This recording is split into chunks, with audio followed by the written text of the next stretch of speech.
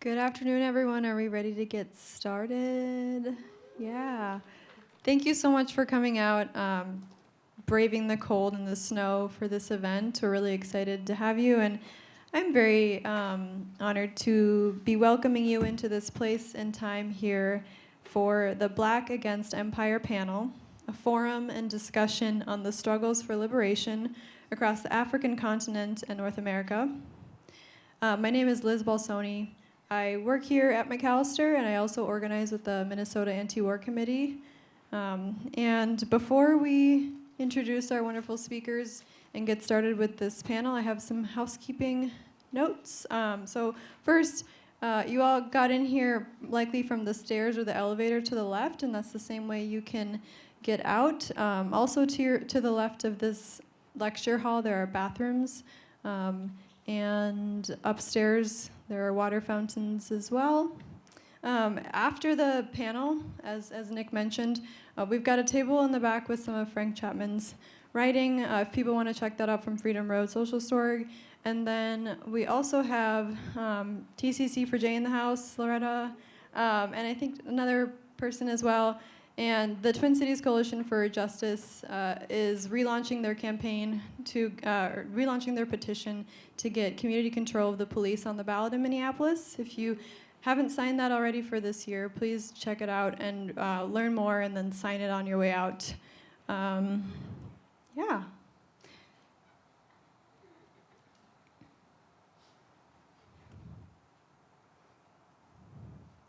All right, so to get this informational and discussion session started, I want to invite Trey from BLM Minnesota to the podium here. He's going to set the tone and get some or say some words to get this event rolling. He is a reparations activist and organizer with BLM Minnesota. So come on up to the stage.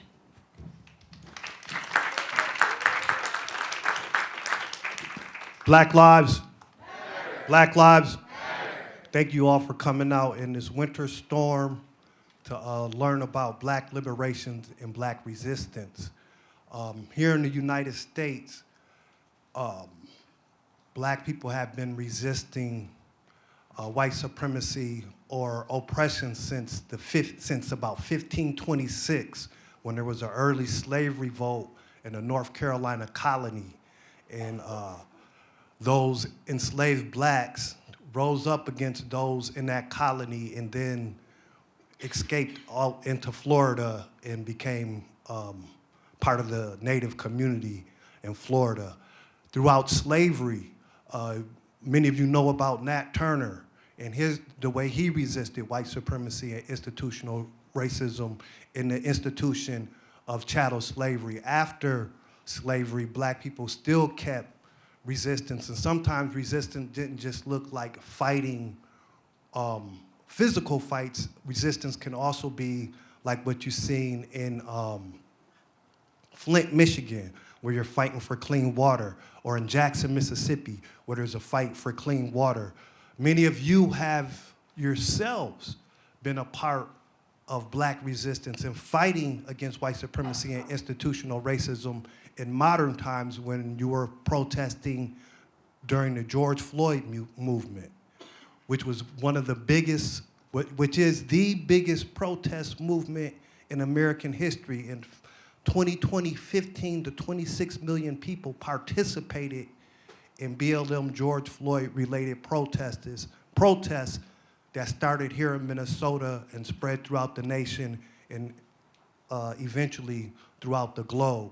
And many of you also stood up and fought for Amir Locke, Tekle Sundberg, Marcus Golden, and you know that right here is what we call the fight for ground zero for social justice. So a lot of you read about Black resistance, but many of you have been a part of Black resistance. And so I'm glad to be in the room with all you history makers and look forward to a spirited conversation. Thank you.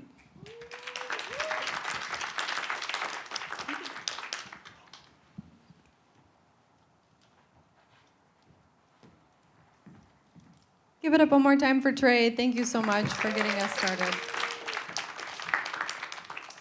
You may have noticed we have one speaker missing who was going to speak about the history and resistance against empire in Haiti from the Haiti Justice Committee. Unfortunately, he couldn't make it, so I have some remarks from him to share after this. But we'll start it off on my right side here with Nicholas Tolliver, who is, woo, Nicholas. Nick is a self-proclaimed Black history nerd who is passionate about Congo solidarity and Pan-African liberation. He's an anti-imperialist activist with the Minnesota Anti-War Committee, and in his professional life is a psychotherapist and social worker. Welcome, Nick. Thank you all for coming out. I'm here today to speak with y'all about the Congo and the conflict that is going on right now in the Congo. I'm going to pull up my presentation presently. Oh, why? Can you help me out with this? So, I'm here to talk to you about the conditions of struggle that the people of the Congo are facing right now. And I want to get started by talking about the core contradiction that animates the conflict in the Congo and that is essential for understanding the politics of the Congo that we're seeing right now. And that is that the Congo is one of the poorest countries in the world. 3/4 of Congo's population live on less than $2 a day in extreme poverty. And at the same time, the Congo is one of the richest countries in the world. The Congo has $24 trillion worth of minerals in its soil. And so how is it that a country that is so wealthy in resources is so impoverished in terms of its conditions? And the answer to that is imperialism, is that since the Congo has been created as a state, it has not known a moment of peace from the imperial powers and from Western imperialism. Why, if you could. So one thing I wanted to point out real quick is that the Congo, the vast majority of the resources are in the east. You see all the sort of deposits of coltan, cobalt, gold, and this is exactly where the conflict is, where the most of the resources are. The Congo is massive. The Congo is about the size of Western Europe. And yet the Congo right now is being imperialized by Rwanda, a country about the size of Massachusetts. And so how is this happening? How is this coming to be? And what's going on? So what's happening today in the Congo is that we are seeing an attack that is being perpetrated by the M23 rebels. These are rebels that are Rwandan-backed and Rwandan-supported. The Rwandan military has actually embedded troops within the M23, and they are attacking the Congolese people in a war that is cynically driven by ethnicity and by resources. This is a ethnically organized proxy war that Rwanda and Uganda are perpetrating on the Congolese people in a background of a chaotic civil war. Part of the reason that the conflict is so complex is because there are more than 100 rebel groups that are operating right now in the Congo. There is a military bourgeoisie that is profiting from the conflict and that has a vested interest in perpetuating the conflict at the cost of civilian lives. And so, where is this money coming from? It is coming from global, corporations. It is coming from the builders of our iPhones, of our technology. If you have a cell phone, the minerals that made that cell phone likely came from the Congo and came from this eastern Congo, where they have the biggest reserves of cobalt. Cobalt is the thing in your phone that makes the battery rechargeable. So it is super essential to the fourth industrial revolution and to all the technologies that global capitalism relies on to sustain itself. So how do we get here? How do we get to this place where the Eastern Congo has seen, 3 decades of conflict and is being attacked by these Rwandan proxy forces? In order to understand that, we got to go all the way back. We got to go back to a man named King Leopold II, one of the biggest imperialist assholes that has ever existed. He was the creator of the Free Congo state, a state that imperialized the Congo, that enslaved the population for ivory, for rubber, which was used to make tires at the time, sort of the big industrial product of the 20th century. And in his pursuit of profit, he killed more than 10 million people in one of the largest genocides that has ever occurred in Africa. It was so egregious that through international pressure, he was forced to hand his colony over to Belgium, who ran a slightly more toned-down version of it, until the 1960s, when Patrice Lumumba, a Pan-Africanist leader, led the nation to independence. Now, the Western powers were deeply upset that Patrice Lumumba wanted to lead an independent Africa, and they have never forgiven the Congo for seeking its own economic and political independence. Immediately after Patrice Lumumba garnered independence in the country, he was attacked by Western imperial powers who fomented a separatist coup in the Katanga region. And he reached out for security assistance to the UN, to the US. No one listened to him. He reached out to the USSR, and the US government put a hit out on him, and they killed him. He was tortured and killed by the US government and the Belgian government, who then supported a dictator that we may all know, Mobutu Sese Seko, who is the definition of a corrupt, dictator, who then proceeded to rule the Congo for the next 30 years. So, a little bit about Mobutu. I think that if you are to understand, who is responsible for the institutional conditions in the Congo, for the corrupt institutions, for the rot, the capitalist privatization of the Congo, a lot of this traces back to Mobutu. Mobutu ruled essentially on the behest of Western powers who supported him with financing, with arms, with mercenaries. He was a brutal anti-communist dictator who was infamous for public executions, for human rights violations, and for a divide and rule strategy that pitted ethnic groups against each other. And so he was big into using racism and racial prejudice to keep the country divided, which set the sort of groundwork for the conflict as we see it today. Giving some ethnic groups citizenship, not giving other ethnic groups citizenship, pitting them against each other, pitting the army against itself, making the country a very weak state. He stole around $15 billion during his time in office from the country, and through extreme theft and mismanagement, just ended up just hollowing out the country. This then led to the First Congolese War. This conflict was started, in the 1990s, and it really gets started. The U.S. stopped supporting Mobutu after the end of the Cold War when he's outlived his usefulness as an anti-communist dictator. At this point, he is struggling for support and is sort of, rapidly privatizing his country in order to sell off the resources. And at the same time, in Rwanda, the country that borders the Congo, the Rwandan genocide happens.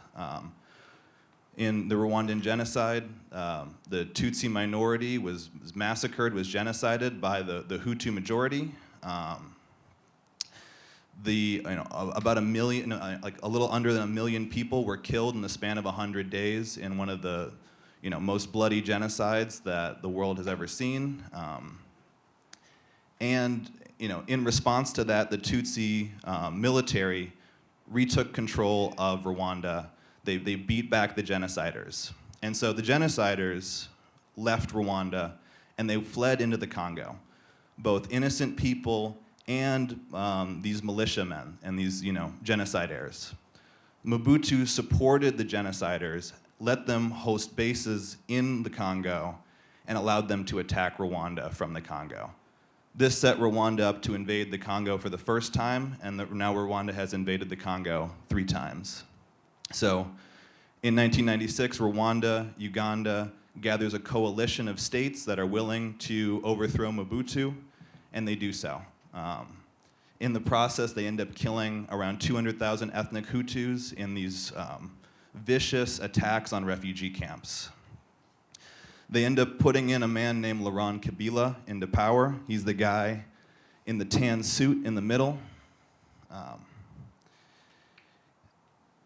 They keep him for about an hour. They end up having a falling out with Laurent Kabila, and they end up entering into a second war. And this is the Second Great Congo War. This is a pretty bloody and brutal war that sets us up for the conflict that we have today. Laurent Kabila was persecuting the minorities in a very similar way to Mobutu. a number of states were against him. He ended up rallying some states in Africa to support his rule. He was later assassinated by one of his own child soldiers, and his son took over and essentially negotiated a peace agreement in 2003. This was a pretty brutal war. And the peace pretty much held a lot of the countries left, with the exception of in the eastern Congo. And so this leads us to the current conflict.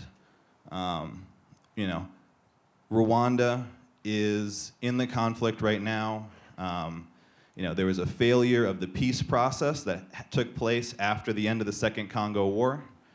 And that led to these Tutsi militias supported by Rwanda to take up arms against the state and to basically attack and plunder the country for mineral resources. Now we know that they are backed by Rwanda. It's often a myth that they're not, and that they will, in return for that backing, are sending minerals to Rwanda. Rwanda has very few mineral deposits of its own, and yet is signing billion-dollar deals with Western powers, selling Congolese resources. So since 2022, the M23 has put up a major offensive against the Congolese state, which is very weak and divided, and just recently took the city of Goma. And just to underscore the scale of this, Goma is a city of 2 million people, approximately the size of Philadelphia, that is just currently being massacred. So a lot of atrocity is happening right now. So what can we do about this? What are the answers? The number one thing I think right now is education. People need to know what's going on. People need to understand what's happening in the Congo and what we can do to stop it. I think very few Americans know what's going on in the Congo and our complicity in it, and the U.S.'s role as a neo-colonial power that is behind the powers in Africa. The second thing we need to do is we need to put pressure on Rwanda. Rwanda gets a lot of its support from the U.S., from Western powers. It sells minerals to Western powers. It gets, more than a third of its state budget from the West, and so we have a lot of say over this. In the past, we have put pressure on Rwanda to stop supporting the M23, and it has. So, it is possible for us to put that pressure on again. We need a concerted campaign to boycott and to divest from states that are profiting from the instability in the Congo. We need to shame, we need to regulate and financially punish companies that are profiting from deforestation, conflict minerals, blood diamonds, and forced labor that is fueling this conflict. And the last thing that we need to do is we need to build a mass movement. The exploitation of the Congo is the beating heart of this capitalist system, and our collective liberation from imperialism is bound together with the liberation of the people of the Congo. So I wanted to thank you all for listening to my presentation.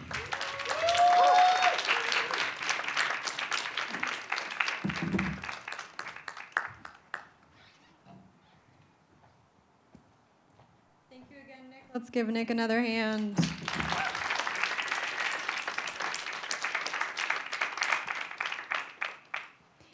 And I appreciate you going with the flow. I was supposed to introduce Frank first, so I apologize for that, and I'm really excited and honored to next introduce Mr. Frank Chapman. He's based in Chicago. He's on the screen.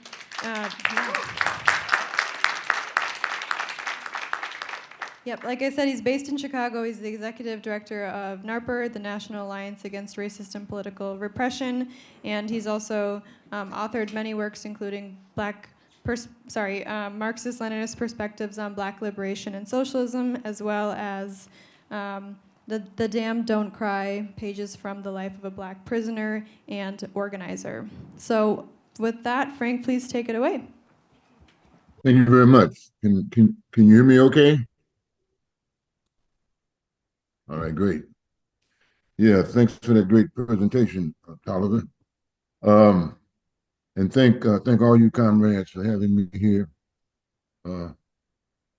celebrating Black History Month with you and Black liberation. I want to first make some very general remarks about the historical roots of Black liberation, because it relates to the present crisis that we're having here in this country now, which is not only a crisis in democracy. That's the tip of the iceberg. It's also a crisis in terms of decline of imperialism, which is outlasted its usefulness if it ever was useful, and which is certainly on its dying bed. Uh, and our historical obligation is to make sure that it gets in the grave. Um, Historically speaking, that is from a Marxist-Lenin perspective, uh, understanding Frank, of, excuse me. Sorry to yeah, bother you. Could you talk just a little bit louder? We're having a hard time hearing you here. you can't hear me? You talk like 50% louder. How about now? Can you hear me now? Can y'all hear him? Yes, that loud. Okay, Thank you. that's more than 50% louder, but that's cool. All right, but you can't hear me. All right. So I'm going to talk about the historical roots of Black liberation because that has a lot to do with the present crisis that we're going through here in this country. Um, in fact, I would go so far as to say that's at the heart of the crisis. Um, Historically speaking, from a Marxist-Leninist perspective, understanding of the Black liberation movement must be rooted in two great revolutionary movements that took place in the United States. The Revolution of 1776, which was a bourgeois democratic revolution. Despite its many contradictions, and there were many that plagued it, the United States was born with the congenital birth stain of slavery and the expropriation and genocide of the indigenous population. But the formation of the United States was a revolutionary movement in the sense that it threw off the shackles of British colonialism. This country was born out of 13 colonies, and the revolutionary movement of 1776 was a revolution against King George IV, who, as Lenin pointed out, was uh, uh, uh, was one of the great despots of his time, and also he points out that the revolution of 1776 was a great revolution in that respect. The people in the colonies were not part of were not just white merchants, slaveholders, and landowners. The people in the colonies were also indigenous people and people of African descent who had been brought here in chains to work on plantations, as well as white indentured servants and workers. Um, that's how the wealth of this country was created. Within the context of the 1776 revolution, Black people participated in which what Black people participated. While the founding fathers as a whole did not uh, heed their cry, it was there and had to be recognized by them.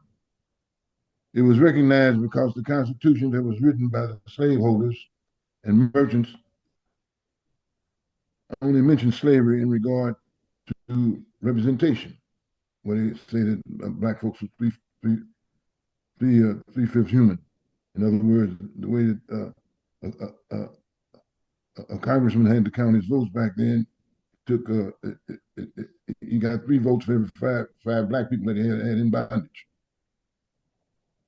It was recognized in the Declaration of Independence that condemned the slave trade. It was recognized in the Northwest Ordinance, which did not expand slavery. So already in the works was the abolition of slavery, which was incompatible with, with bourgeois democracy. Within this context, it's important to make 2 points in terms of Black liberation. One is that during the colonial era and the revolutionary period, when the American colonies broke with England, the Black liberation movement within that context began to find its voice and to express its demands for freedom. And also in that moment, the abolitionist movement was born. And also in that moment, Black people began to see themselves as a nation, and and they were becoming a revolutionary movement. uh, and they begin to develop national consciousness, to perceive of themselves as an oppressed nation.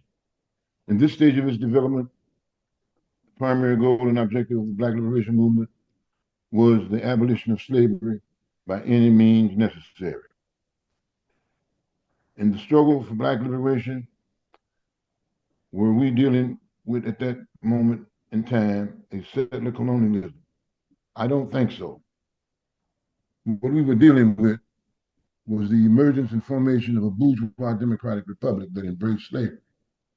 And our movement was maintaining that even in the context of bourgeois democracy, slavery was fundamentally incompatible. During the period when colonialism was also spreading throughout the world, that's how we locate the Black Liberation Movement. The Black Liberation Movement developed to the point where when the Second American Revolution broke out, Black folks were at the heart of that revolution.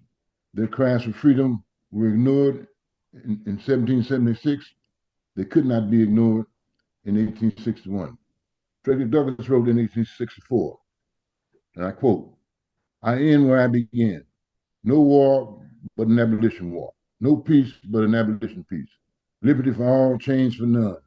The black man, a soldier in war, a laborer in peace, a voter in the South, as well as the North.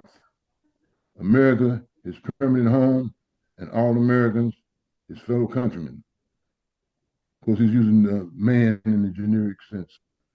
For black people, this was the mission of the Civil War, and they took up arms against slavery and were actively engaged in the military defeat of the South as Union soldiers.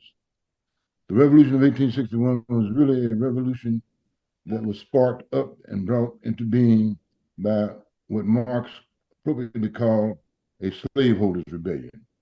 And the political objective of the slaveholders' rebellion was to create a slave republic, to turn the United States into a slave-holding republic.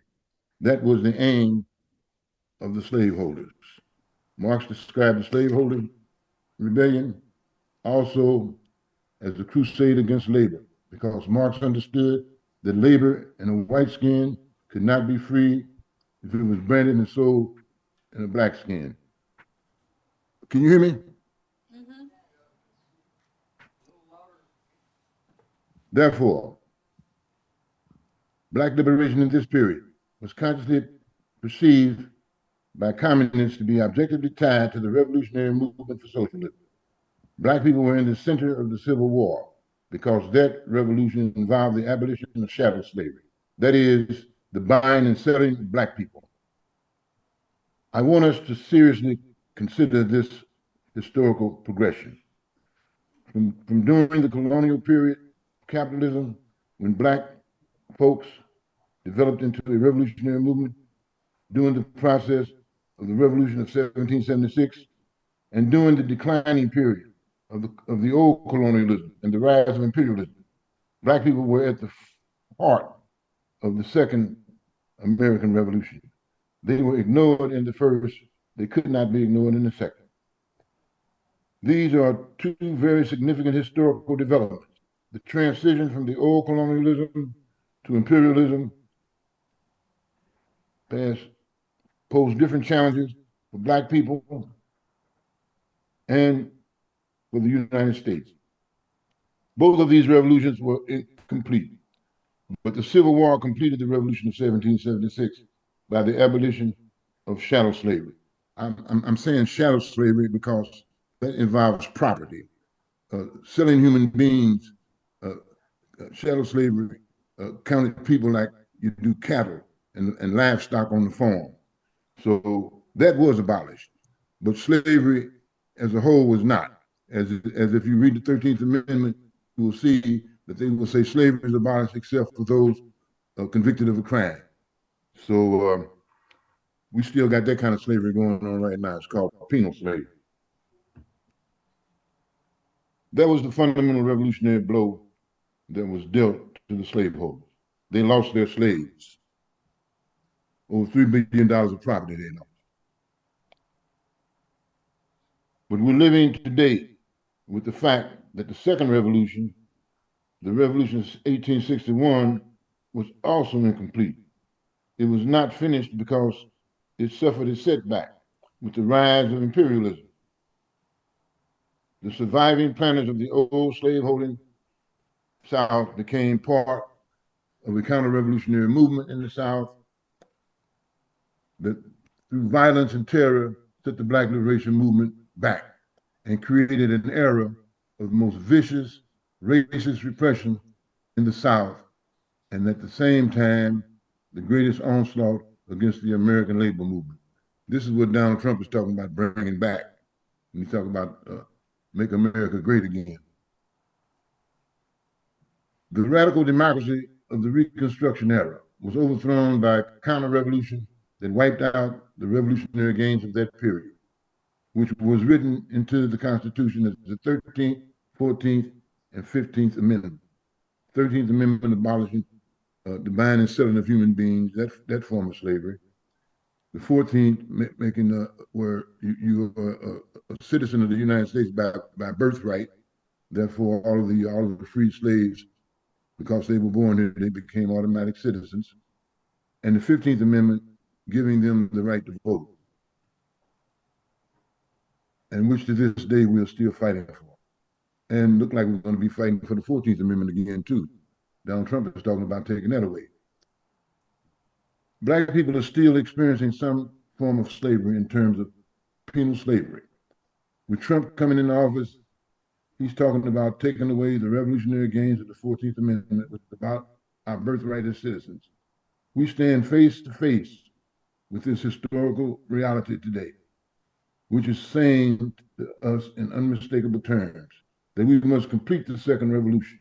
We must have Black liberation in terms of enforcing these rights that were gained, and that is a necessary component in paving the road ahead to defeat the monopoly capitalists and to win the struggle for socialism. We can't separate these things. Fighting for Black liberation in this moment means uniting our movement with the Palestinian movement, the immigrant rights movement, the Chicano movement,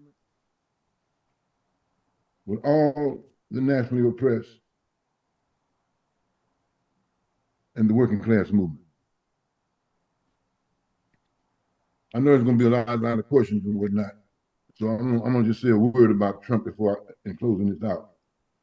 What lies at the heart of the crisis in our democracy, in our country at this precise moment in history? Is it the impending Trump presidency with its executive orders, uh, threats of implementing Project 2025? Is it the crisis of unending wars of imperialist aggression? The latest manifestation being the horrific genocidal war in Palestine? Is it the unprecedented attacks on the rights of women and the LGBTQ community that threatens every gain made by the women's movement and every gain made by the LGBTQ movement in the last half of a century being wiped out by executive orders, by judicial decrees and legislative fiat? Is it the attacks on workers and trade union rights? Is it the threats against immigrant rights and the undocumented?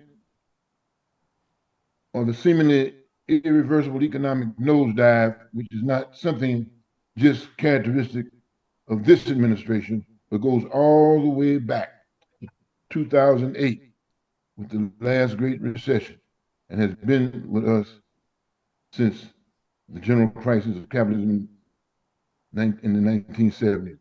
In 2008, a lot of people don't realize that you had the greatest transfer of wealth in the history of this nation from working people to the banks, and also from black people to the banks. In fact, the score with black folks was twice as high. So a lot of the homelessness and whatnot that exists comes out of that era. We can see from the historical outline I've given already that these things are not separable. You can't separate them. Uh, Freedom Road Socialist Organization has identified the political, social, and economic sources of this crisis, and also the program of action that can lead us out of this crisis. Uh, Dr. King once said something about the paralysis of analysis, which we can't get caught up in. It's good. In fact, it's a scientific imperative that we analyze the situation that we're in from a class perspective and from a revolutionary perspective. But the bottom line is we have to fight our way out of this. We can't analyze our way out of it. We can't pray our way out of it. We got to fight our way out of it. So the comrade who spoke earlier, who talked about building the mass movement and all of that, that's precisely what we're doing. We're building the mass movement. And we got to build even a greater. And we got to turn this mass movement not only into a demand for, justice in terms of police crimes, justice in terms of the Voting Rights Act, justice in terms of women's rights, LGBTQ community, but also we got to let people know that the only way we're going to put an end to this mess is by revolution. Thank you.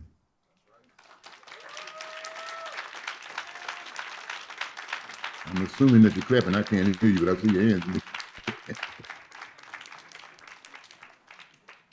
Okay, I hope you heard me. We can hear you. Thank you so much for that wonderful analysis and call to action. And I just want to also note that we have a film crew taking a video, and if you would like to rewatch or kind of look at this again and listen at home, it'll be on the Anti-War Committee YouTube. So oh, you're fine. Without further ado, I'm going to introduce our last speaker for this panel, and his name is Mohammed Farha, and he is speaking on the issue and history of Sudan, where he's from, and sorry.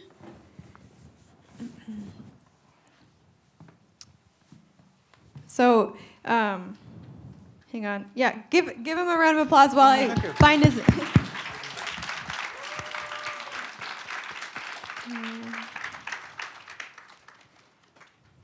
Right, so he was born and grew up in Sudan, and also is a member of Healthcare Workers for Palestine. And although but his activism started, I believe, during the first and the second Intifada, and since then he's been organizing for Palestine and other issues, and we're really excited to introduce him to speak next. So thank you.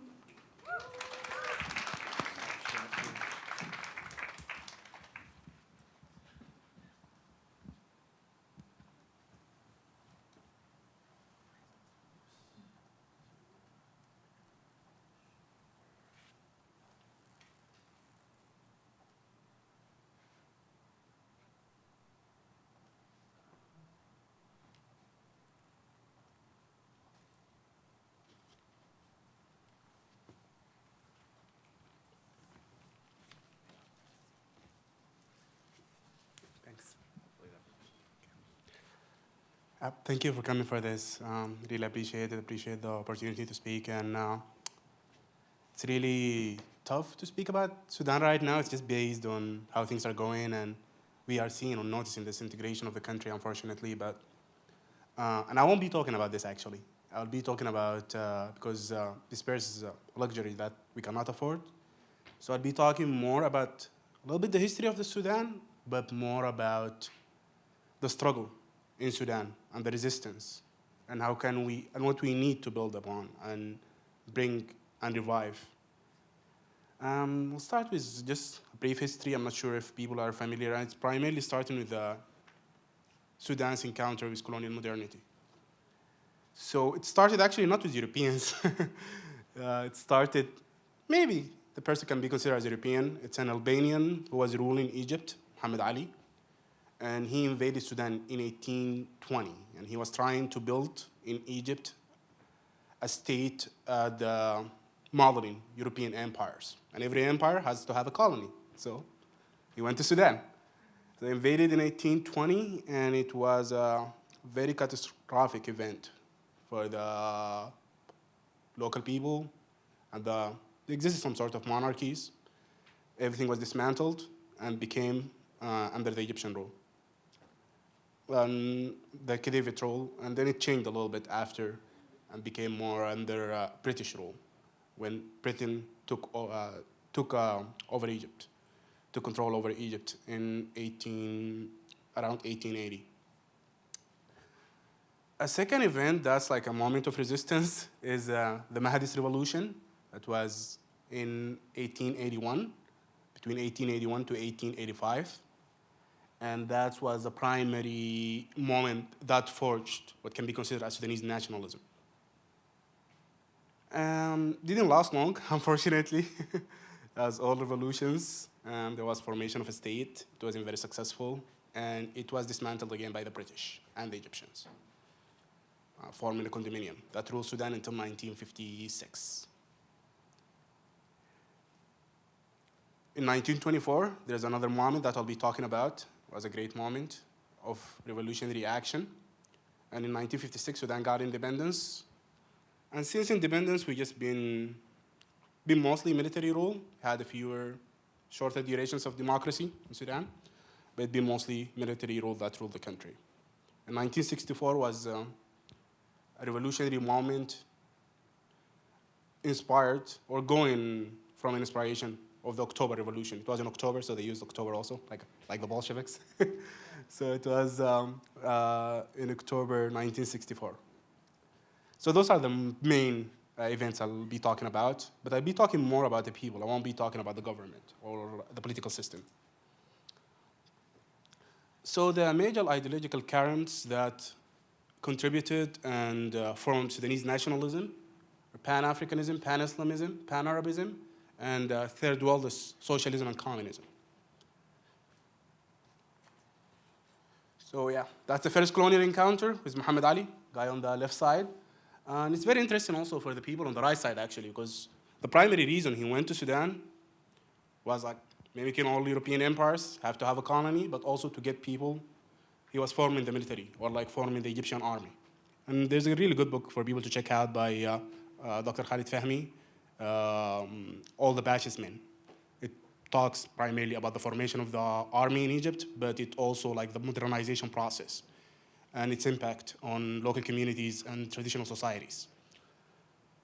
On the right side, we see Sudanese battalion, actually, and that was the first time people from Sudan, like recorded, been to Turtle Island in Mexico, actually. They were sent by the Egyptian Khedive, or like that's the term they used for the president, to fight in the French-Mexican War. So yeah, like it's very interesting. It's not, Sudan doesn't have anything to do with Mexico or with France, but it's just like how empires function. Egypt working it out with France and sending the Sudanese people to fight over there. Another moment, actually, this is a moment of the defeat, actually. This is a major moment in the formation of modern Sudanese consciousness, because this is the defeat of the Mahdi state by the British Army. And after they took over, actually, it was very brutal. They took the Sudanese, Muhammad Ahmed ibn Abdullah al-Mahdi, that's his name. Well, like al-Mahdi is not his name, it's what he claimed. But they took him from his grave, technically, and took his skull and gave it to Kitchener for whatever, I don't know what he did with it after that. But this is the tomb of the Mahdi on the right side. And this is what was being portrayed in Egyptian and British propaganda then about the Sudan.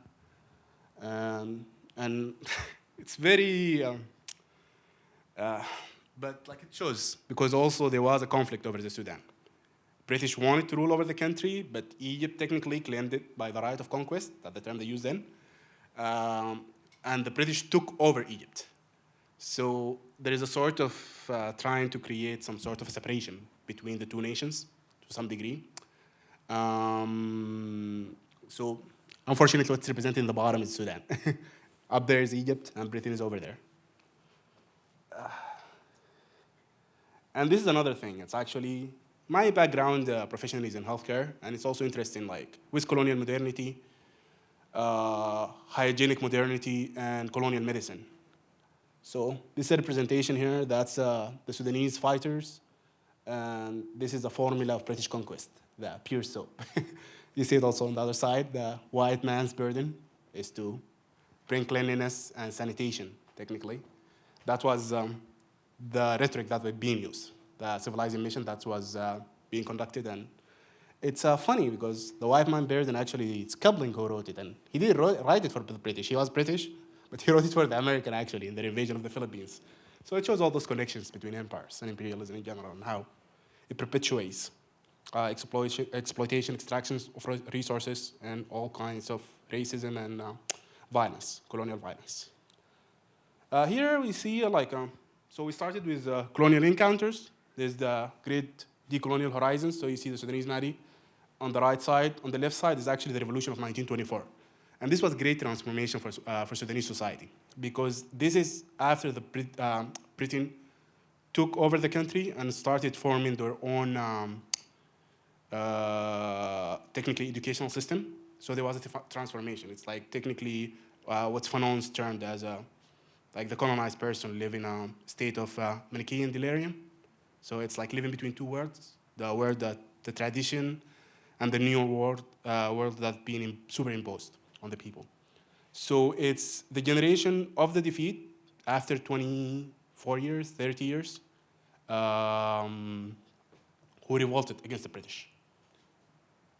And it's interesting because that's the moment of origin of a Sudanese nationalism. There is a lot of, I won't be talking about it just for the sake of time, but there's a lot of problems that in Sudan regarding ethnicities, regarding histories of slavery, histories of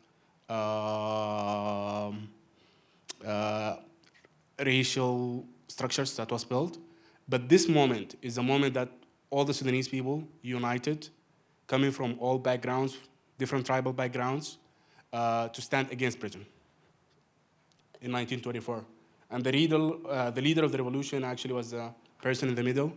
His name is Ali Abdul Latif, and he descends actually from tribes from South Sudan. What's now like a separate country, independent country, unfortunately. This another thing is the representation. It's just a global aspect also, like representation of the Sudanese Mahdi in Irish, actually, Irish magazines, showing the international aspect of decolonial struggles, connecting the Irish struggle against the British Empire with the Sudanese struggle, and also the works of Jamaluddin Afghani, for example, is also good to check out. He was working primarily from France after he was exiled out of Egypt, but he's working the Firm Tide with his student, Mohammed Abdu. He wrote about the revolution and how it was actually, its echoes was being heard in Central Asia. So like people in Tajikistan, people in Afghanistan, and near those areas. And the primary thing then for Britain, the primary concern was India. India was a jewel of the crown that they were trying to preserve, but it was showing. And that's their biggest concern was, and it's primarily tied to Islam. This is tied like to Islam as a religion. But the primary concern is if the Muslim people start to revolt, it would create a lot of case for the British. And they used it actually. They were very, and you see it later on, it's the same thing. Like technically the American empire just took over from Britain. So it's the same replication of the same patterns of behavior and action. But they utilized it technically. The British utilized that in the Greater Arab Revolt during the First World War, technically, and were able to dismantle the Ottoman Empire. And it's the same with the Americans also. They used it in Afghanistan against the Soviets. So it's all over the place. But yeah, talking more about the civil society in Sudan, labor unions, student movement, artists, writers, poets, and filmmakers. Because like the poets are technically what's being considered as embodiment of the soul of the nation. Like we people in Sudan, we just love poetry. Poetry is like just for us is it's not like what we talk, because I cannot recite poetry or even write poetry, but everyone loves poetry in Sudan. And it just creates the spirit of like what Sudanese nationalism is. Because this is like when we think about it, it's a newer creation. Like the sense of nationalism in general. It's an imagined community. But what unites the people is the imagined idea. And the creation of the imagined idea is through poetry. So a few things that good for people to check out. And it's connected to the struggle. So those are some of the Sudanese poets. From the left to right, Salah Ahmed Ibrahim, Muhammad Mahdi al-Majzoub, Taysir al-Hassan, Jaili Abdurrahman, and Muhyiddin Faris. And also another poet, unfortunately I don't have his photo over here, is Mohammed Miftah al-Fayturi. But those are the poets post-independence. And post-independence, Sudan was trying to figure out what it is and like sort of figuring its identity. So it was situated in Sudan within a third worldist revolutionary mindset. So like poets like Mohammed Miftah al-Fayturi, for example, his poetry books, for example, like some titles is Songs of Africa, A Lover from Africa, Remember Me Africa. It's all about Africa. Taysir al-Hassan, for example, also he wrote actually about, it's also, we love music in Sudan, so poetry gets sang as songs. There's a song, Asia Africa. It's Asia and Africa, and it's also like there. If you can connect it, and there's a connection actually that I'll get to. I don't want to prolong on this, but it's like the idea of the third world as an imagined, as an imaginary, an imagined community that's struggling for against colonialism, against imperialism, and against also new imperialism, post-independence. Yeah, this is some of the poetry books that they wrote. You can see غضبة الهبباء is the one on the right side by Salah Ahmed Ibrahim. Is أفريقيا لنا, Africa is ours, محي فارس. نحن والردى, Salah Ahmed Ibrahim is Us and Death. And this is also some of the literature, like writers, Taib Saleh, and there's also activists and writers, Fatma Ahmed Ibrahim, and sorry, I forgot her name. But she wrote actually very interesting works in her visit to China, actually, Mao's China, in the 60s. Khadija Safwat, yeah, Khadija Safwat.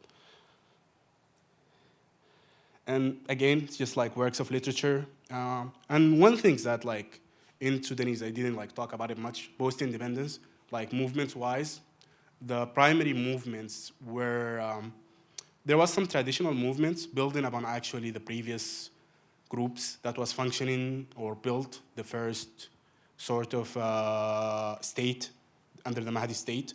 But after independence or during independence and struggle during British rule, newer groups were formed. Groups like, so the Sudanese Communist Party was formed primarily under the name initially was الحركة it was الحركة الوطنية الحركة السودانية للتحرر الوطني. So it will be Sudanese movement for national liberation. So it linked liberation from colonialism to the struggle for like socialism and communism in Sudan. And it was actually the largest communist party or socialist party in Africa, Sudanese Communist Party. But there was also, going back to the pan-Islamism I was talking about, there's the Islamic movement for national liberation also. So that's like the main modern political groups that was functioning in Sudan in the prior to independence, post-independence. And the connections, actually. So the Sudan, with the situation of Sudan as a third worldist, within the third worldist imaginary, there was connection, Sudan was functioning more as a bridge between Africa and the Arabic-speaking world. So a lot of works, for example, Ali al-Makki and Salah Ahmed Ibrahim, they did a lot of translations for African-American literature, actually. Works by Langston Hughes, like the Harlem Renaissance authors, Richard Wright, Claude McKay. And also, there was also translation for Native American, actually, mythologies into Arabic. So it was doing this connection between the Arabic world and the African world, and also between the people here in Turtle Island. And this is for films also. It's very interesting. Unfortunately, we didn't have, like, cinema is like an industry that requires a lot of things to be infrastructures-wise. So in Sudan, unfortunately, we didn't have that. But we had people who were like crazy about films, who wanted to make something. And one of them is this person, Suleiman Ibrahim al-Noor. So he only did 2 films during his school in the Soviet Union. He was studying in the Soviet Union. But it shows the connection between Africa and Asia. So the first film up there is Africa, the Jungle, the Drum, and the Revolution. And it's actually about the revolution in Angola in the 70s. And with Agostino Neto was with UNITA, I think, the group that he was with, that was revolting against the Portuguese colonization of Angola. So he made the film in the Soviet Union about that, and the other film, actually, he made it in Yemen, about socialist Yemen, then South Yemen, about the nomadic tribes and the schools for nomadic kids in Yemen. But it shows the connection, the thing about Sudan connecting those 2 worlds, technically, for a greater imaginary of justice for everyone, and a greater dream for social justice, technically. Let's see, what else here? Okay, now I'm showing some connections with the global struggle. I'm not sure if people recognize the person on the right. Hopefully, people do, but that's Marcus Garvey. And Marcus Garvey, the person on the left, I don't think many people know him, but it's Dus Muhammad Ali. And he claims he's from Sudan. Some people question that, but his claim is he's from Sudan. And he was in Britain, and he was one of the early people who were forming Pan-Africanism and also in black nationalism. He was in Britain, and Marcus Garvey was here in the US before he was deported, unfortunately. On the right side is actually another person who was a leading figure in the revolution of 1924 in Sudan. And after the defeat of the revolt, he ended up going to Libya and fighting, actually, in the Libyan revolution against fascist Italy, who was taking control over Libya. So it's showing the connections, like the connections of the struggle. It's not like just about Sudanese nationalism. It's about something bigger. And on the right side, far right side, is the leader, actually, of the Libyan revolution, Omar al-Mukhtar, who was executed by the British, by the Italians under Mussolini. Over here, this is Brother Malcolm, Haj Malik, Shabazz. And next to him on the right side is Professor Mudassir Abdurrahim from Sudan, also introducing him in the Oxford Union. On the left side is his friend Ahmed Usman, who also introduced Malcolm in Dartmouth. Another friend, I don't have a photo of him over here, is Malik Badri, Professor Malik Badri, who introduced Malcolm when he spoke in the American University of Beirut. So Malcolm had a deep connection with Sudan. And it's also just the connection between between the struggle in the US and the struggle in Africa in general. But Sudan also, because it had a sort of a civilization in the past. It's very problematic for me personally when I look at it, but I understand where people were coming at. Because Europeans were like, Africans never had any sort of a civilization. You got me? They're like, Africans, like about us, the understanding during the colonial era that we were like savages, we never built anything. But there's a lot of stuff in Sudan, built by Africans, black Africans, because Sudan in the end means black people. That's what the word means. Like Sudan is just black people. So he visited a couple of times. Malcolm visited Sudan a couple of times. And then I'll be actually talking a little bit about the sons of Malcolm, 2 of them. And I'm going back into 2 canons about Pan-Africanism and Pan-Islamism. So on the right side is Kwame Ture, Stockley Carmichael with SNCC. Down there is Imam Jamil, Abdullah Lameen, also known as H. Brown. Unfortunately, he's still incarcerated. On the up there is Muhammad Ali. But all of them visited Sudan and has some sort of a connection with Sudan. So it's also the struggle is global. It's not about a local location. And my hope with this is that people will learn more about the country, try to learn more and see the connections, try to build the connections. Because the situation right now is very grim. The country is disintegrating. It's no longer the national identity of the country is no longer there. And there's a great fear that it might end up, in a few years, we might not see Sudan as a country with how things start looking. And unfortunately, it's a lot of new imperialists. It's just, I won't be talking about it today, but like how things are functioning right now on the ground, allow a lot of the regional actors influenced by major powers. Major powers are not directly intervening. Like the US does not have a direct involvement, but it's mainly delegated the tasks to local monarchies from the Gulf, unfortunately. Yeah, some of the resources. Those are just like general books about Sudan. People can check out in Western academia. But the two books that I recommend, that it's a must for everyone to check out, is a work of literature and a work of poetry. Modern Sudanese poetry is actually some translation, an anthology of some of the poets that I just mentioned. And one on the right side is a novel, actually. But it's one of the main works of post-colonial literature in Arabic. So it's highly recommended for people to check it out. It's by Tayyip Saleh. Yeah, thank you very much.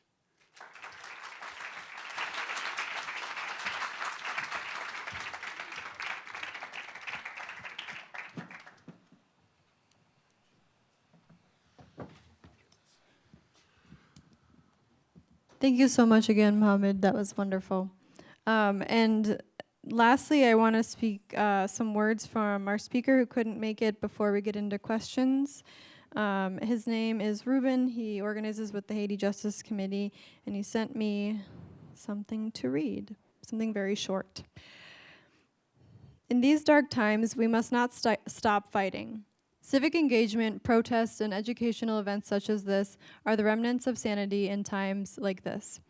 Deporting immigrants to Haiti, Venezuela, or Nicaragua, the revocation of temporary protected status for immigrants, nor the threat or the imposition of tariffs will bring better days for any nation, including America itself. As wicked as these ideas are, they hide within them more vicious agendas that only time will reveal the true outcome, and this is why we must fight. He organizes, like I said, with the Haiti Justice Committee. They're on Facebook, so please check out what they do if you would like to learn more and be involved in activism for Haiti. I'm going to call a couple volunteers to pass around microphones. And while they're doing that, one more huge round of applause for all 4 of our speakers.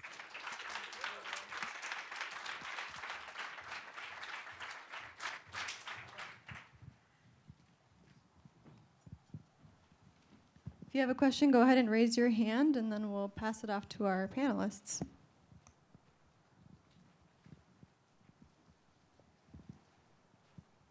Hello. My question is for Nick on the Congo.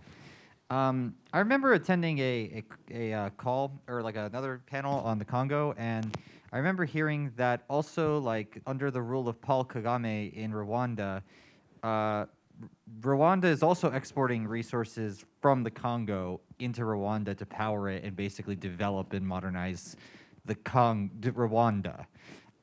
In your research, did you come across this too, kind of like the vested interest of like the government of Rwanda and like Paul Kagame investing into the Congo to basically destabilize it so that they can also loot the resources, not even just to America, but also to the neighboring country?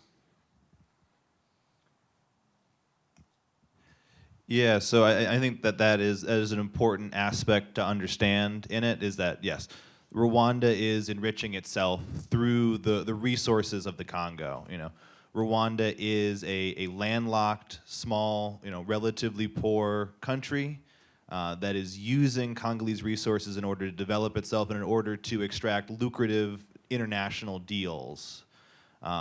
So these deals that it's making with the EU and with Western governments are worth billions of dollars, and that is going to the Rwandan bourgeoisie, and that is going to the Rwandan elite. And so there is a vested interest financially in the looting of the Congo. There is also a security interest that they claim. They want to claim the Eastern Congo as part of their sphere of influence, and they're trying to become sort of a sub-imperial power, much the same way that the Gulf countries are trying their hand at imperialism in Africa. Rwanda would like to be the Israel of Africa in terms of a vassal state for imperial powers to work through it and to enact the agenda of the greater imperialist that don't want to get their hands dirty on the ground in the Congo. Rwanda is also working in Mozambique, in the northern area of Mozambique, to extract resources on behalf of France. So we see Rwanda acting throughout Africa as sort of a local emissary of the imperial powers, and that is how it is generating its wealth, and that is sort of its strategy.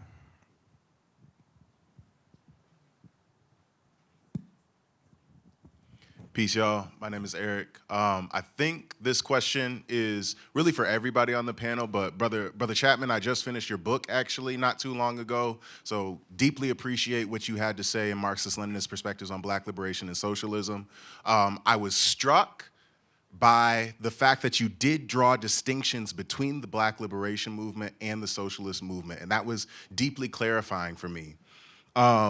I also appreciated that you pulled out the idea of internal colonial theory, and I need to do more research on it. So my question is, do you think it's important for Black people here in the United States to have a unified nationalistic consciousness, and is internal colonial theory a pathway to that consciousness, or how do we work in solidarity absent that nationalistic consciousness?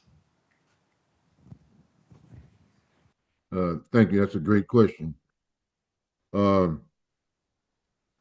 Actually, we've had that national consciousness for almost 200 years. It actually developed during the time of slavery. Martin Robertson Delaney wrote the first book on quote unquote Black nationalism, in which he espoused that consciousness. The African Methodist Episcopal Church, which was founded in Philadelphia back in the 1830s, was based on that consciousness. The Colored People's Convention movement, which I don't know if anybody's actually written a book about it, but it's a historical fact that the Colored People's Convention movement, which was founded by the African Methodist Episcopal churches, that that was really the Black abolitionist movement of the going all the way up to the Civil War, and it was based on certain Black institutions like the church, like Black newspapers like Frederick Douglass's North Star, and other Black publications that were coming out at that time. So there's a deep and rich history of this national consciousness among Black people. Where Black people, and I make that clear in my book, where Black people saw themselves as a nation. But those who would deny the self-agency of Black folks, of course, they can't see that. They thought that we had to get that idea from somebody else. They thought that the idea of a Black nation came up in the 1930s from the Communist Party. Well, the Communist Party did great work and great and admirable work in the 1930s, but they didn't give Black people national consciousness. They had that already.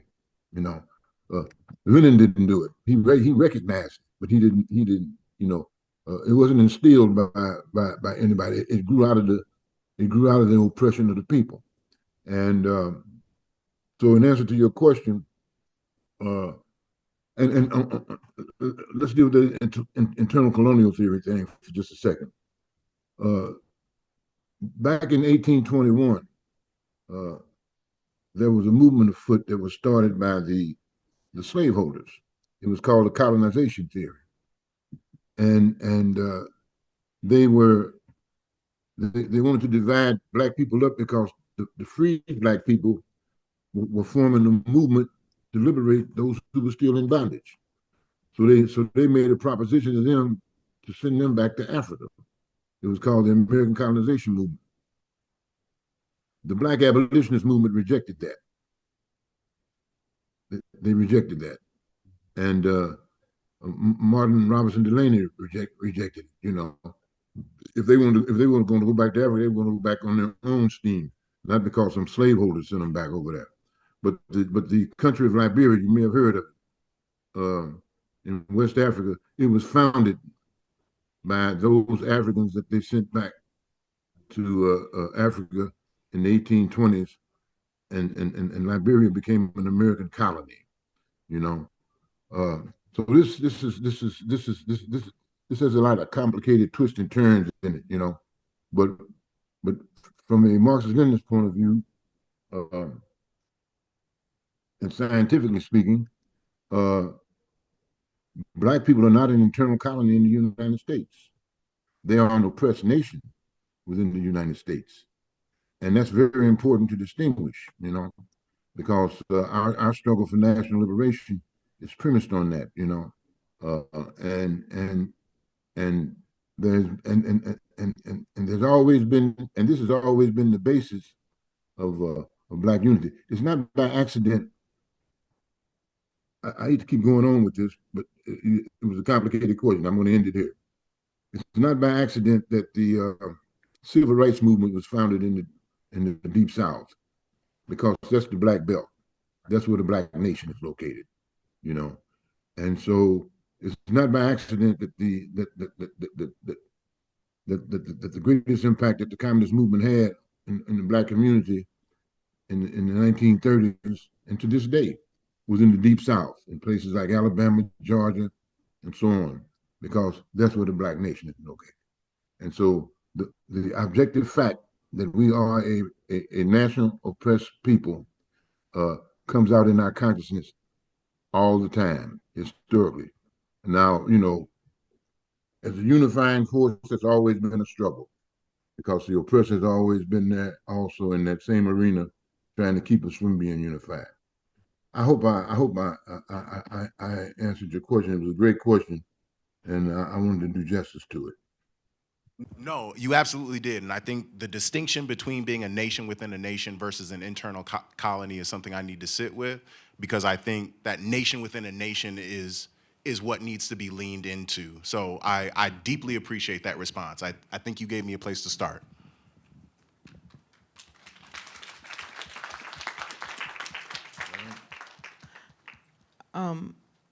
I guess I'll go next. My question's for Nick. You mentioned, so I saw some of you had mentioned some of the players in the current what's going on in the Congo, and so I'm a little confused about what the M23's role was, or is, I should say. So the M23 is a rebel group. It is a paramilitary that has, you know, maybe around 20 to 30,000 soldiers. It is composed of both ethnic Congolese Tutsi, which are, you know, a minority group in Africa, in that sort of region of Rwanda, Uganda, Congo, and it also has Rwandan soldiers that are like from the Rwandan military. A lot of Rwandan soldiers have training and were trained in the U.S. Paul Kagame himself went to Fort Worth for a while and received training. Many also received training from Israel. So, you know, talking about these imperial connections that exist. The M23 is a rebel group that formed in 2011, 2012. And it came from the failure of the peace process to meaningfully integrate some of these rebel groups into a transitionary government. Some of the people that sort of were the losers of the democratization process basically just took their guns and went back into the bush to fight. And so, they were mad at the Congolese government for not honoring the peace process. They took their guns and they started a rebellion, backed by the interest of Rwandan extremists that sought to destabilize the Congo. So that started in 2011, 2012. At that time, they started their campaign. They took that city of Goma. Obama put pressure on Rwanda to stop their support, and they had to demobilize when Obama essentially, put pressure on Rwanda to pull the finances, and so they basically went into hiding in Uganda for a couple of years, and then they reemerged sort of as Western interest in the area fell off, and they reemerged in 2017, taking a border city on the border of Uganda and the Congo. And since 2017, they have been gaining territory in the eastern Congo and sort of getting deeper into the extraction of mineral resources. And now most recently, they've been making those major pushes, pushing into the city of Goma again. This time, it seems like they're going to take it permanently. The Congolese military is not in a place right now where it is ready to fight a serious counterinsurgency, and so it would be heavily reliant on South Africa for help and from other nations. So that's why we're seeing M23 gaining so much prominence. There's a divided Congolese state that cannot defend itself, and there is this very organized rebel group that is funded by Rwanda. I hope that helps answer some of the question. Hey there, what's good? My name is Mac, over here on the right side. So I know the talk today is on Black against Empire. The topic that I was curious about, I guess, is Blacks for Empire. I feel like every time I see a military recruitment ad now, it's like a beautiful Black person behind a desktop or on an aircraft carrier. I could name a couple president or vice presidents who were Black and at the very head of empire for the United States, as well as some top generals right now. I guess I'm curious for the people on the panel, how we think that we should be like delimiting what it means to be Black or a politically Black person, because we have these instances of Black Americans who are serving empire rather than fighting against it.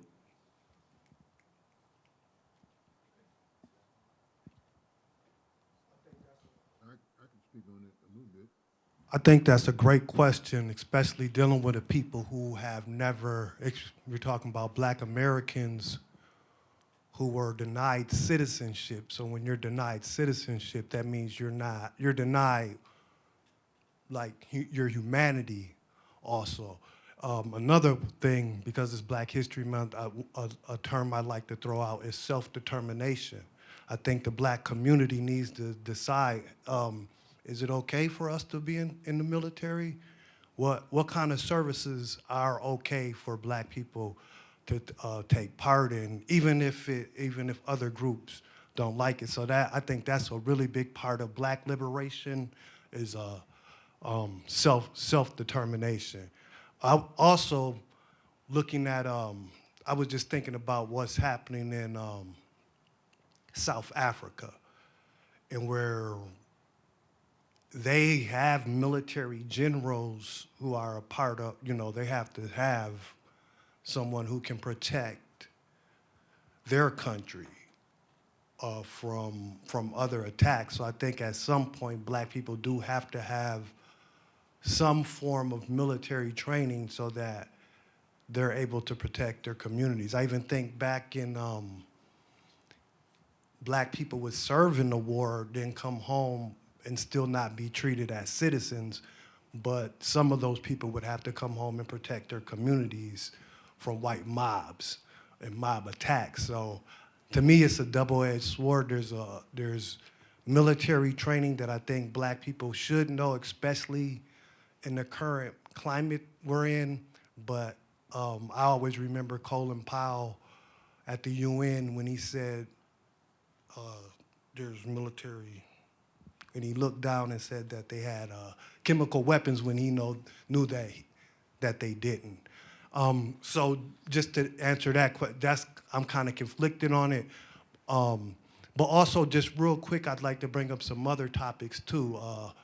The Berlin Conference.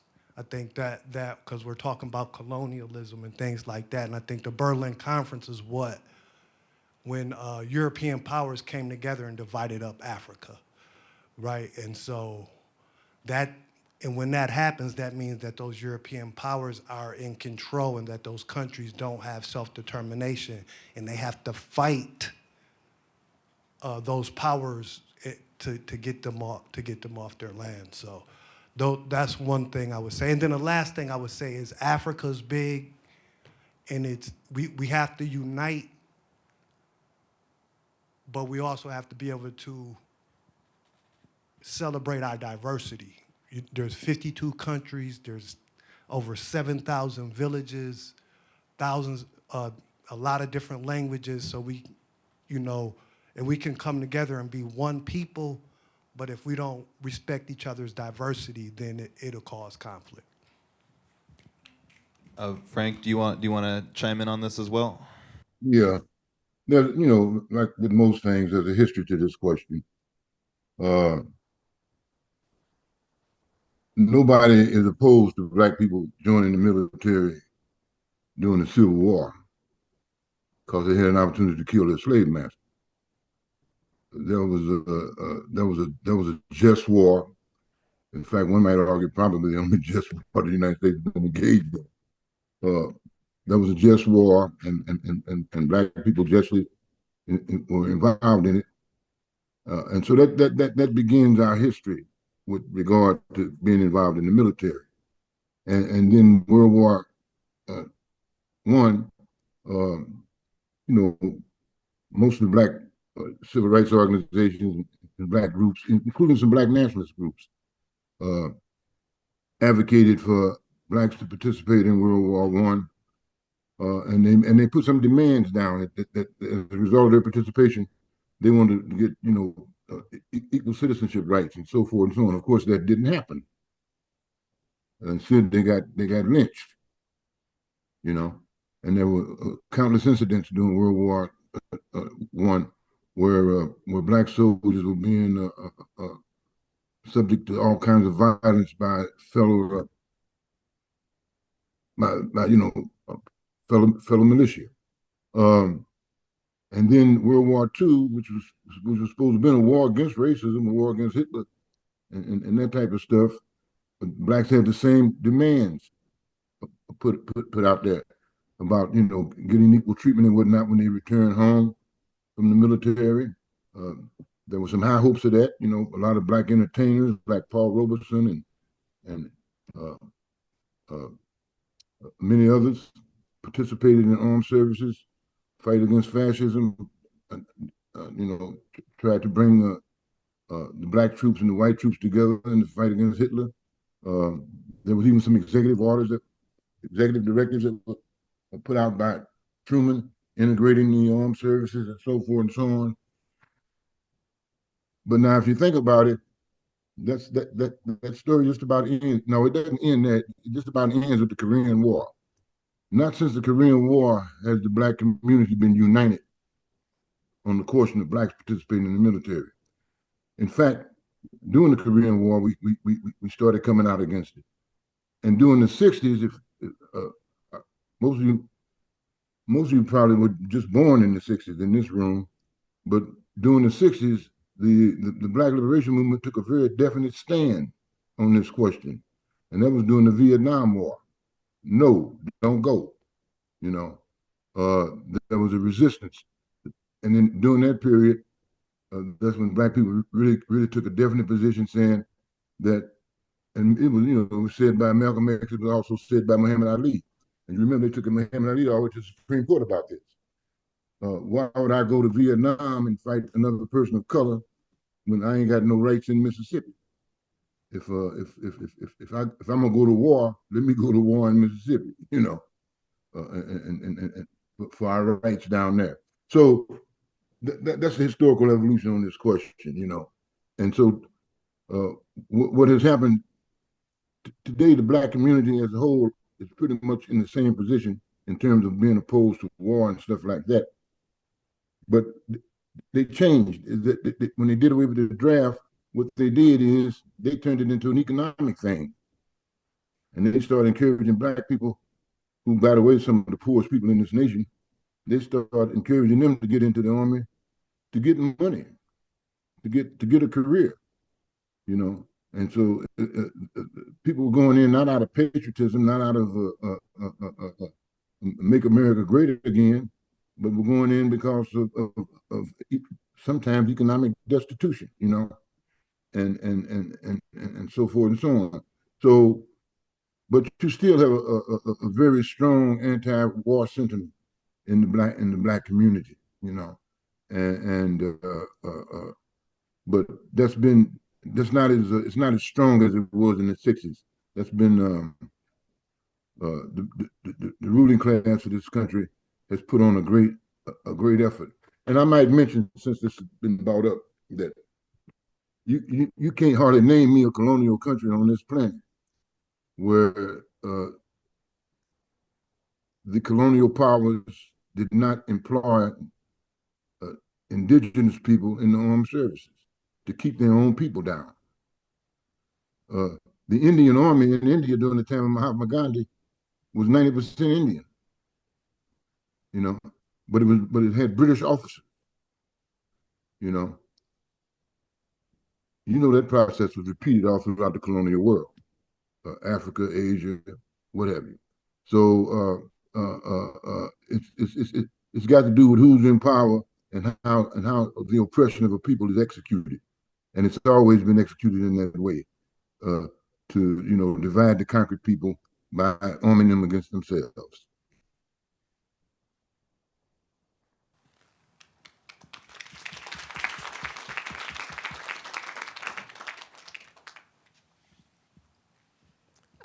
Hello. My question is for Babin. I wrote it down because I was like, I'm going to jumble my words. But thank you for sharing, for shining light on Sudan and drawing connections to just everything that's going on and the enduring kind of catastrophic situation that has been happening in Sudan, and the enduring struggle against colonialism that area has endured as well, and all the attacks against the Sudanese national imaginary.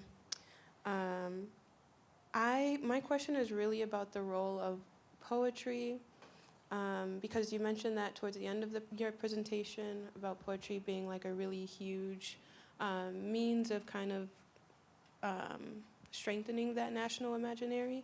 And I'm wondering how it's operating, or if it can operate now in Sudan to resist against like what you were saying, this disintegration of the Sudanese identity, or just talk more about that. Got it. Yeah, thank you for this question. It's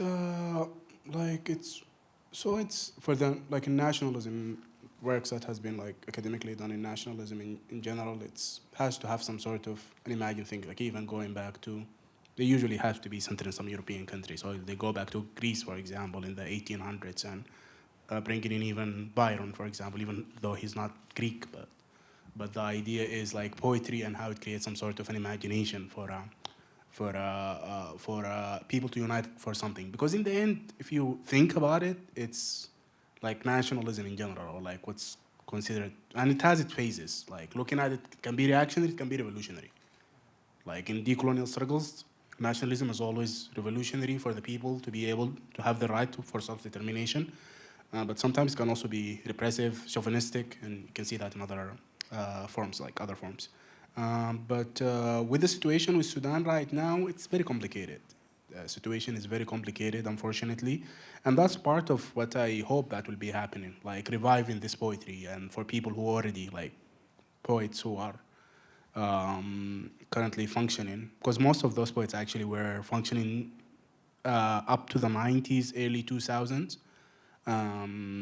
But they were the generation who lived independence and through their works forged national identity. And the question of identity was a major thing for Sudanese people.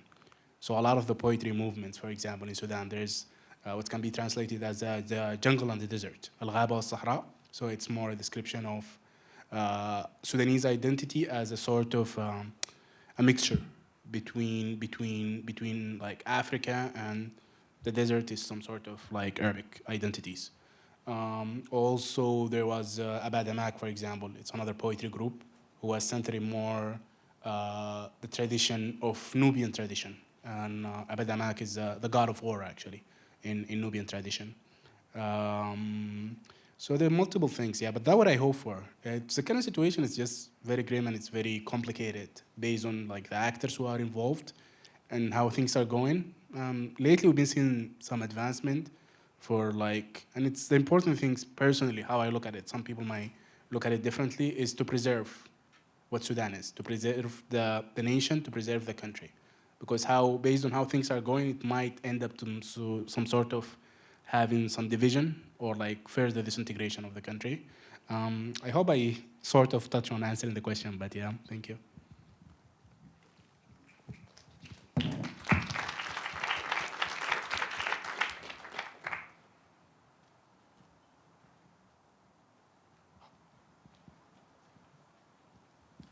Hi. I was thinking that right after George Floyd, that like I felt really hopeful. I felt like, holy, like we could actually push this. Like we could actually do something. And I don't think that I've felt that the people could actually change policy or change,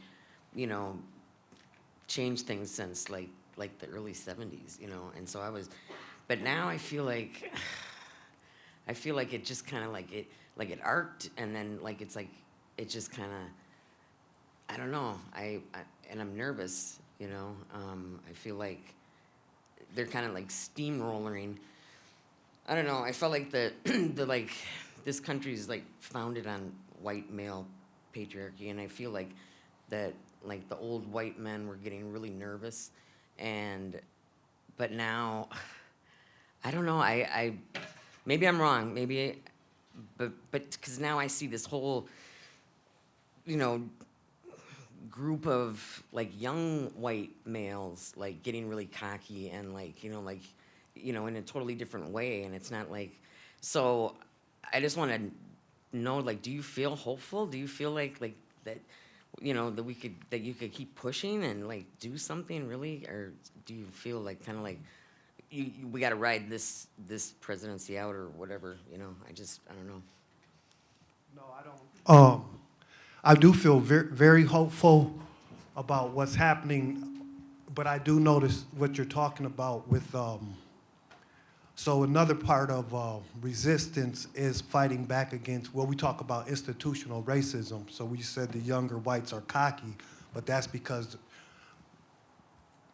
the racial wealth gap in the United States is so substantial. It's like whites have $100 trillion worth of wealth and blacks have close to about $3 trillion, not because black people are dumb, stupid, lazy, or because of decisions we make at the dinner table.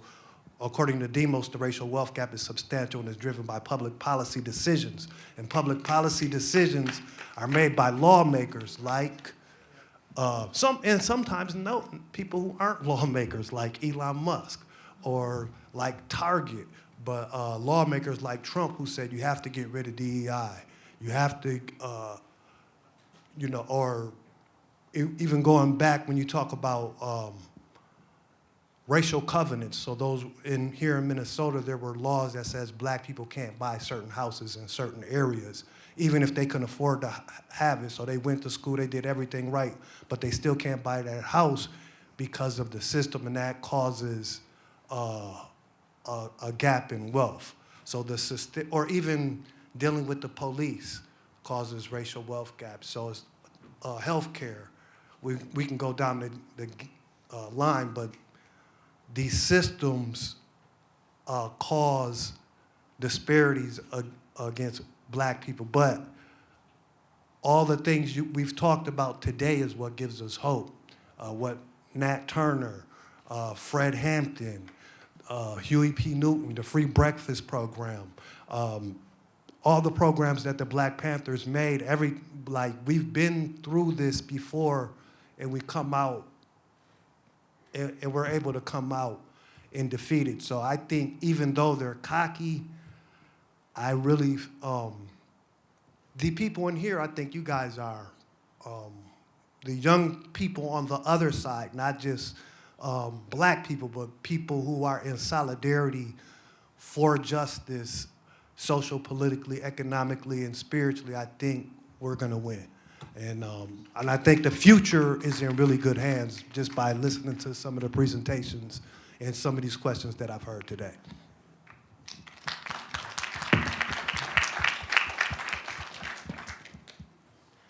Oh. Can y'all hear me? Okay. Hi. On kind of like piggybacking off of that conclusion, I have been wondering, and I don't want to say this as though there's no Black organizing going on, because obviously there is. We never stop organizing, we never stop fighting. But when we have these kinds of conversations about the future, I wonder what kind of, like you mentioned the free breakfast program with the Black Panthers, it's like really iconic.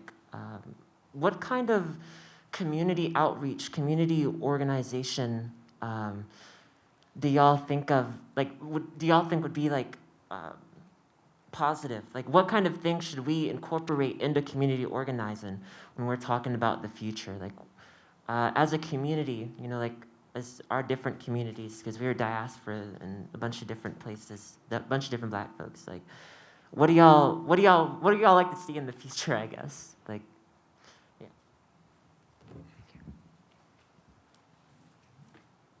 Well, it's Black History Month, so I would, and I don't want to offend anybody or anything, but I would like to see solidarity based on the terms of equality. So more like one of the number one issues right now in the Black community is reparations. And so we want people to support that call. And in turn, we're gonna support what you're asking us to support. And a lot of times it's like Black people it's like we're really tired. You know, we've been fighting for 400 years. And so it's like, you know, when we get into a big fight like this, we really need solidarity. And then I think what will bring the solidarity together, bring our issues together, is kind of what our brother from Sudan was just talking about, is poetry and music. And I think music brought, I know in the 60s, music was real important to the civil rights movement, even with the Black Lives Matter music movement. There was movement music, and whether that was from Kendrick Lamar, Beyonce, or even just local artists. I think arts and music is what can bring a lot of the movements together. Frank, I want to hear your thoughts on it, but I want to share something real quick on that same question. I think that the answer lies into like what the future brings and what we need to do for the future is solidarity and the building of strong institutions. So I think we need to have solidarities with the struggles of other people. You know, I don't think that Black people can do it on our own. There's simply not enough of us. You know, we need to be in solidarity with our undocumented brothers, with our LGBTQ brothers and sisters. We need to be in solidarity with, you know, people that are struggling against the empire, you know, in Palestine, and that, you know, through our solidarity, we are the majority. When we stand in solidarity together, we have the people to make real systemic change. And that's why we need to build strong institutions that can capture the energy of these waves and can preserve it. You know, and so I encourage all of you to be part of that, you know, those institution buildings, to go to your local organizations, to sit in on meetings, to plan things, you know. I think a lot of the amazing revolutionary work that happens in, you know, the basements of churches, happens, you know, when we get together and we organize and we do the unsexy work of organizing so that we can have liberation. And so that's what I would say is, you know, solidarity in the building of strong institutions. Frank, I wanted to hear what you had to say on the matter. Well, the future is always now. The future belongs to those who fight for it. Uh, and right now, we're facing a very serious crisis in this country. Every day we see where the billionaires are trying to take over.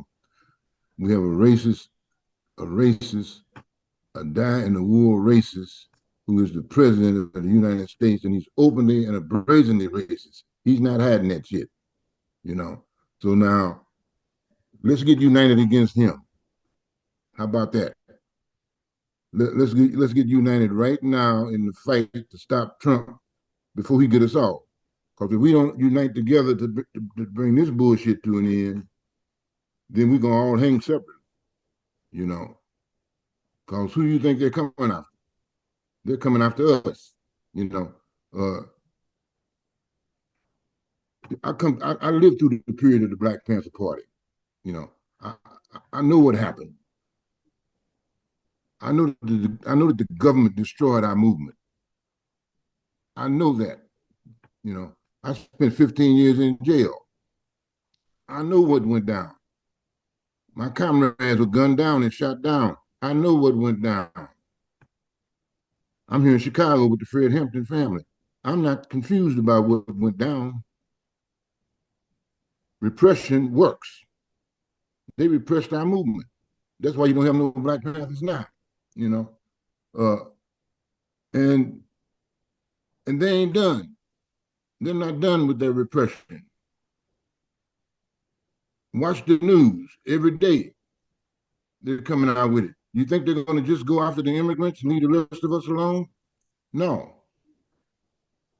No, they're coming after all of us. So we better all get united, and we better all fight back.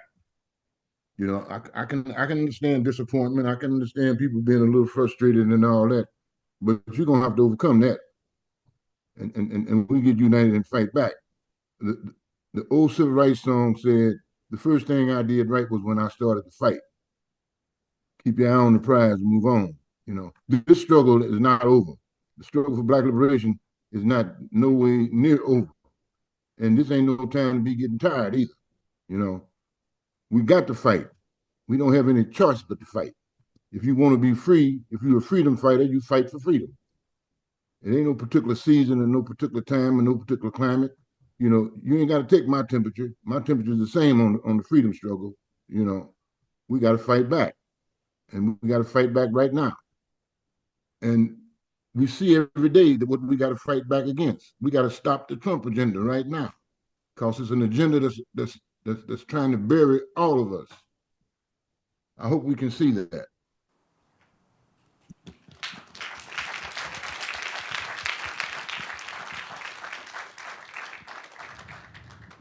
Yeah, I just want to say what a powerful, amazing way to end this panel. I'm sorry, I know everyone has burning questions, but I want to get you all out of here on time.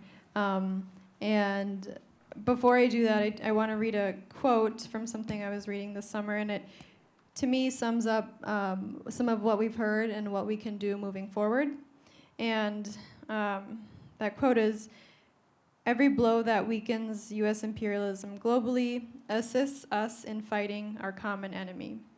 And as Black people, as American working class people, I think that we can take lessons from what we've heard today in working together, building solidarity, and building a movement. And I hope that's the lesson that we're all taking out of this. But before we close, can we just give one huge round of applause for everyone?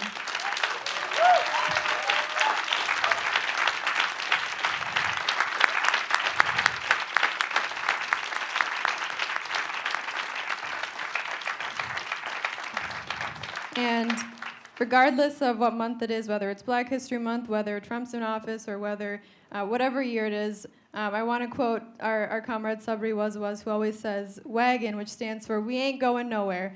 So I want you to say that with me. We ain't going nowhere. We ain't going nowhere. Beautiful. So thank you so much again. If you want to sign the petition for community control of the police, do that on your way out. And thanks again. Have a good one.